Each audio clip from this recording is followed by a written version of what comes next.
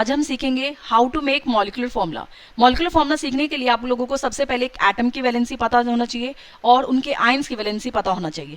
For example अगर मेरे पास पूछा है उन्होंने सोडियम क्लोराइड के लिए सबसे पहले तुम सोडियम का सिंबल लिखोगे और देन क्लोराइड के लिए उसके क्लोरीन का सिंबल लिखोगे और उनके नीचे उनके एटम्स की वैलेंसी लिखोगे। सोडियम की वैलेंसी 1, क्लोरीन की वैलेंसी 1। देन उसके बाद तुम्हें क्या करना है, next step is cross multiply किया।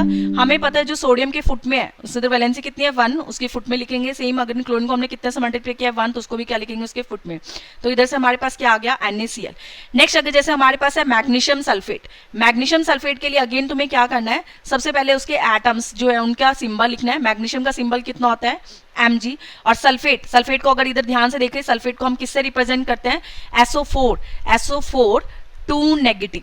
क्लियर। तो हमारे पास अभी हमने देखा कि मैग्नीशियम जो होता है, मैग्नीशियम की सिंबल जो वैलेंसी होती है वैलेंसी कितनी होती है 2। सल्फेट की भी वैलेंसी कितनी होती है 2। इसके केस में हम क्या करते हैं, जब सेम वैलेंसी है तो हम इसको डिवाइड कर देते हैं। 2 से 2 कैंसिल आउट हो गया 1 1। तो देन मैग्नीशियम को 1 से मल्टीप्लाई और सल्फेट को 1 से मल्टीप्लाई।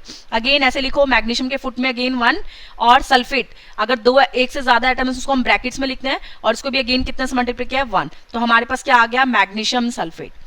क्लियर। एक और चीज यहां पर नोट करना, इधर हमने कॉपर का जो वैलेंसी दी हुई है इधर Cu2+ दी हुई है, तो कॉपर हमारा ऑल्सो Cu+ में भी एग्जिस्ट करता है। ऊपर दिया भी हुआ है इधर Cu+ में एग्जिस्ट करता है, तो उस टाइम पे हम कॉपर को बोलते हैं Q+।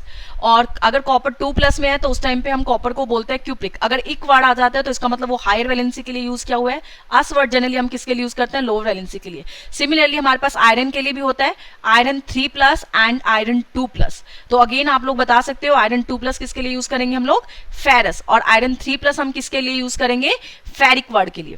ठीक है। अगर फेरिक क्लोराइड आता है तो हम आयरन की 3 वैलेंसी लेंगे, अगर फेरस वर्ड आता है तो हम आयरन की 2 वैलेंसी लेंगे। इसमें एक और नहीं दिया हुआ है एसीटेट आयन, वो आप लोग प्लीज नोट करना। जो एसीटेट आयन होते हैं हमारे वो होते हैं CH3COO नेगेटिव, इनको हम एसीटेट आयंस बोलते हैं। नेक्स्ट ऊपर उन्होंने लिखा हुआ है हाइड्रोजन कार्बोनेट या कभी कभार लिखा होता है बाइकार्बोनेट। इन दोनों का मतलब सेम ही होता है। क्लियर।